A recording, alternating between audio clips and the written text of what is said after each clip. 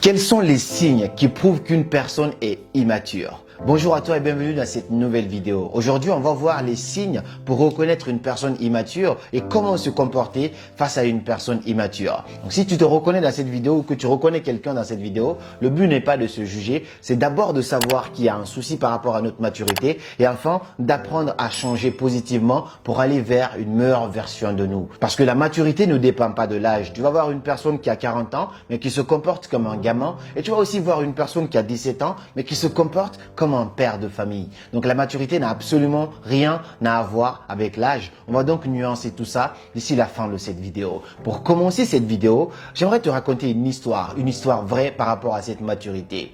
Il y a quelques années, on avait un voisin. Ce voisin-là, il aimait beaucoup impressionner les autres. À chaque fois, c'est lui qui achetait les derniers téléphones, ainsi de suite, alors que nous, on savait à peu près quel boulot il faisait.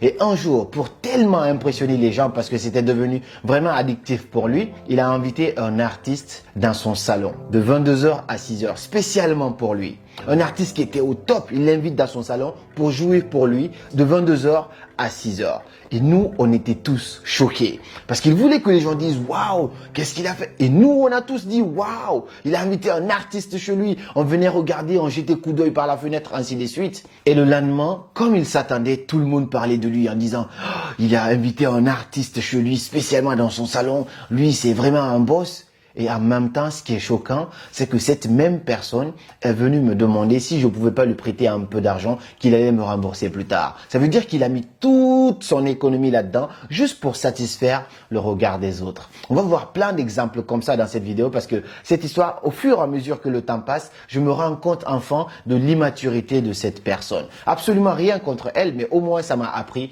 quelque chose que je vais vous partager dans cette vidéo. Et donc, le premier signe qui prouve qu'une personne est très immature, c'est que cette personne cherche constamment à impressionner les autres. On a vu l'exemple de ce voisin. En fait, tu sais, il y a des gens aujourd'hui qui ne gagnent vraiment pas bien leur vie. Mais le problème, c'est que ce sont les mêmes personnes qui attendent d'avoir le dernier iPhone, le dernier ordinateur portable, la dernière voiture. En fait, à chaque fois, c'est des gens qui essayent soit de s'habiller en fonction des autres, soit d'acheter des trucs pour essayer d'impressionner les autres. Une personne qui est mature, c'est une personne qui sait que peu importe ce que tu feras, les gens, en fait, vont toujours avoir quelque chose à dire. Donc, tu commences à faire les choses en fonction de tes moyens, en fonction de comment tu vois la vie, mais tu ne le fais pas juste pour satisfaire les gens. Aujourd'hui, on connaît les gens, en fait, qui vont être dans la galère, qui se plaignent que ça va pas, mais ces mêmes personnes vont commencer, par exemple, à te dire hey, « Mon anniversaire, c'est dans 6 mois. » Wow, tu annonces ton anniversaire 6 mois plus tôt. Et quand son anniversaire arrive, il y en a qui sont même prêts à s'endetter pour acheter 21 gâteaux d'anniversaire.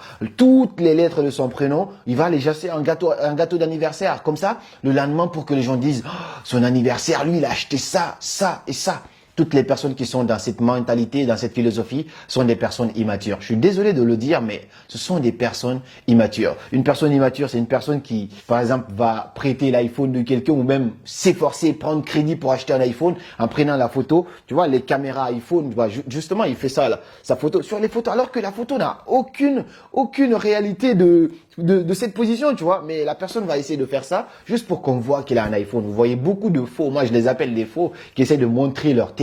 Wow!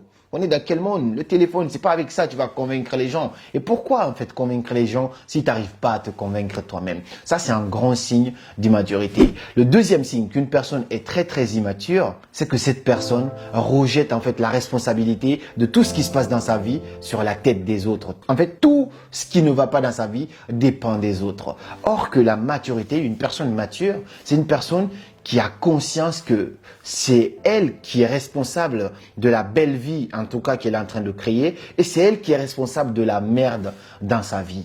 Quand tu prends conscience de cela, tu commences à devenir quelqu'un de très mature parce que personne, absolument personne ne peut changer ta vie si ce n'est pas toi-même. Et quand tu es mature, tu as conscience de cela, tu sais que ce sont tes actions qui vont donner des réactions. Mais ce n'est pas un événement hasard qui va changer ta vie.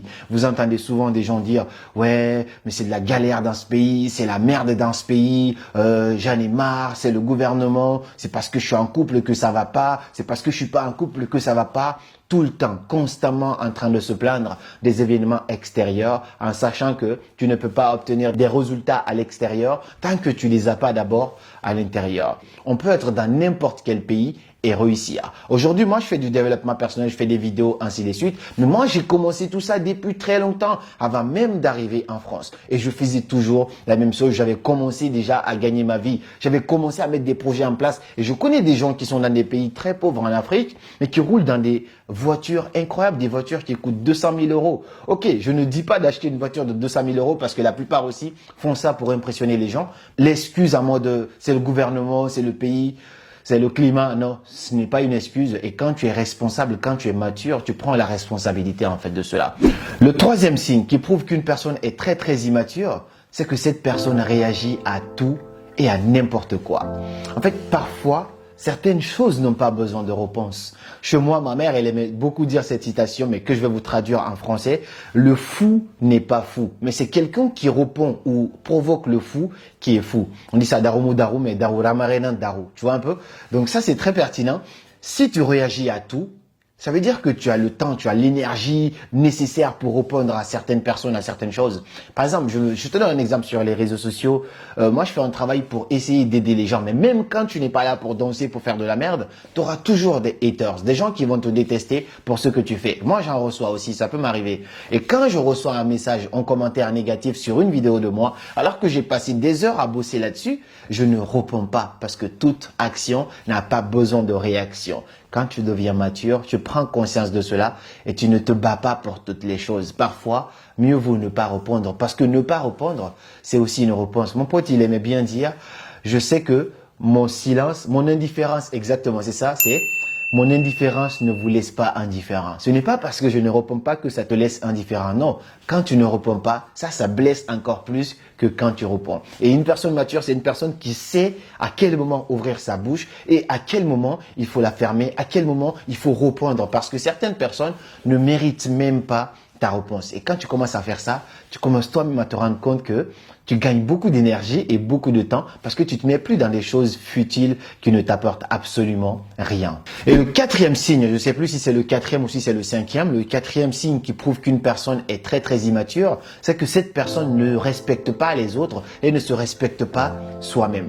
On dit que la charité bien ordonnée commence par soi-même. Et si une personne ne se respecte pas, c'est donc plus facile en fait pour cette personne de manquer de respect aussi à d'autres personnes. Vous savez, ces personnes qui vont te dire des gros mots en public alors que faut même pas la différence, est-ce que vous êtes que tous les deux ou est-ce que vous êtes en public, et parce que cette personne se permet de se dire des conneries comme ça, elle va aussi te le dire par exemple. Et quand tu es face à une personne comme ça qui te sort des mots, parfois la meilleure réaction c'est le silence. Tu le regardes sans absolument rien dire, tu fais l'air choqué et elle va se remettre en question, ça va un peu lui montrer à quel point elle est folle. Et ça, c'est très important. Quand tu veux en fait que les gens te respectent, tu dois d'abord commencer par toi te respecter et respecter les autres. Tu veux que je te respecte? Tu commences par me respecter aussi. Mais si moi, je ne cultive pas le respect, c'est tout à fait normal que toi aussi, tu me donnes pas de respect envers moi. On prend un exemple sur une personne qui a souvent cette facilité d'insulter les gens. Est-ce que quelqu'un d'autre hésite en fait à insulter cette personne? Non, parce qu'on comprend que l'ouverture est là par rapport aux insultes sur cette personne. Et quand tu captes cela, tu captes que cette personne n'est pas mature. Et quand une personne aussi te manque de respect ou t'insulte et quelque chose comme ça, la deuxième réaction au lieu du silence aussi, c'est que tu peux vraiment mettre des limites instantanément. Tu lui dis, écoute, je sais que tu aimes bien rigoler et tout, mais moi je ne rigole pas avec ça. Plus jamais tu me dis ça. Quand tu dis ça à cette personne de façon ferme, sans même rigoler, ça va lui faire réfléchir et je pense que plus jamais elle va répéter ça si c'est une personne au moins qui sait avoir honte. Et le signe suivant qui montre qu'une personne est très très immature, c'est que cette personne n'est pas posée et elle est très impulsive. En fait, une personne mature, c'est une personne qui est calme. C'est une personne qui sait en fait à quel moment parler et qui écoute beaucoup les autres plutôt qu'elle ne parle. Je vous ai donné l'exemple dans ma vidéo précédente de Nelson Mandela qui a raconté en fait comment son père est devenu l'un des plus grands leaders en fait de sa communauté quand lui il était petit. Il disait que son père était la personne qui prenait la parole en dernier et qui écoutait plus les autres qu'il ne parlait. Et quand tu laisses les autres s'exprimer, tu gagnes deux choses. Déjà, tu écoutes d'abord tout ce que les autres disent. Donc quand tu parles, tu auras pris en compte tous les petits détails des autres. Cela fait que ta définition ou ton langage ou ton discours est beaucoup plus complet. Mais si c'est toi qui parles en fait en premier, tu balances pour toi, sans même prendre le point de vue des autres et tu ne t'améliores pas. Parfois, parler en dernier, c'est comme si tu étais le premier. C'est comme faire des exposés. Moi, je sais que quand j'étais étudiant encore au lycée et tout ça, même en début de fac aussi, quand je faisais mon exposé en dernier, je prenais en compte les petites erreurs de tout le monde et cela faisait que quand j'exposais, j'étais déjà beaucoup plus amélioré que la moyenne des personnes. Donc, passer en dernier, prendre la parole en dernier, ça ne peut être que bénéfique. Je n'ai pas dit de la fermer tout le temps parce que ça veut dire que tu n'as pas confiance. Mais quand tu es calme, tu es posé, tu écoutes attentivement les autres, ça fait que les gens te respectent énormément. J'ai un ami, je vous ai parlé déjà de lui ici, il s'appelle Denzel Washington, que je kiffe parce que c'est mon pote, mais pour moi, c'est une source d'inspiration dans son calme. Et ça, en fait, sa plénitude. Il est tellement posé. Tu lui parles, tu as l'impression que lui, il n'a pas de vie. Il t'écoute. Et parfois, tu te rends compte, tu dis, waouh, mais tout ce temps, on n'a parlé que de moi. Et si je lui parlais de lui aussi? Cela fait que tout le monde a envie d'être avec lui. Tout le monde a envie de discuter avec lui parce qu'il fait super attention aux autres. Et le 6e signe qui prouve qu'une personne est immature, c'est que cette personne n'a pas d'empathie. Donc, elle n'a pas d'empathie, ça veut dire qu'elle ne sait pas se mettre à la place des autres. Dans son livre « Comment se faire des amis » de Dale Carnegie, il raconte en fait que l'une des meilleures qualités qu'un être humain peut obtenir dans sa façon de communiquer, c'est de savoir se mettre à la place des autres et de voir les choses de leur point de vue.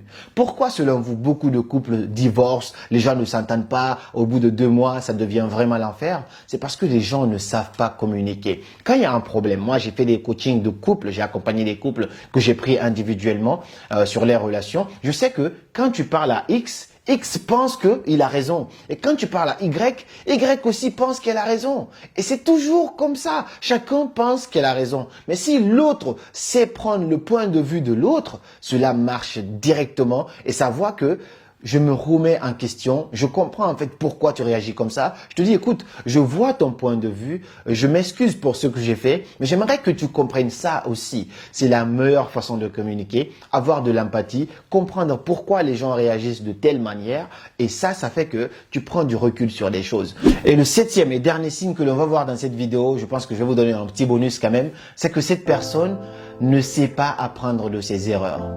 Albert Einstein, il a dit que la folie, c'est de continuer à faire la même chose en s'attendant à des résultats différents. Une personne qui est intelligente, une personne qui peut réussir, une personne qui est sage, qui est mature, c'est une personne qui peut faire des erreurs, mais à chaque erreur, ça devient une leçon incroyable. C'est comme Mandela, il a dit, je ne perds jamais, c'est soit je gagne ou soit j'apprends. Donc ça ne veut pas dire qu'une personne mature ne fait pas d'erreurs. Bien sûr que c'est une personne normale qui respire, qui boit, qui fait des erreurs. Mais lorsque cette personne fait des erreurs, elle apprend de ses erreurs, elle se dit, ok, j'ai essayé ça comme ça veut dire que ça ne marche pas comme ça. Prochainement, je vais essayer autrement. Mais quand tu fais ça aujourd'hui, tu vois que ça ne marche pas, tu continues à faire la même chose, à t'attendre à des résultats différents, je pense que tu vas encore beau continuer, mais rien ne va changer. Donc parfois, oser faire des erreurs, oser prendre des risques, c'est très important parce que qui ne tente rien n'a absolument rien. Mais quand tu échoues, tu apprends, tu te dis, ok, ça c'est une manière qui ne marche pas. Je vais essayer de l'autre manière tout en gardant mon objectif.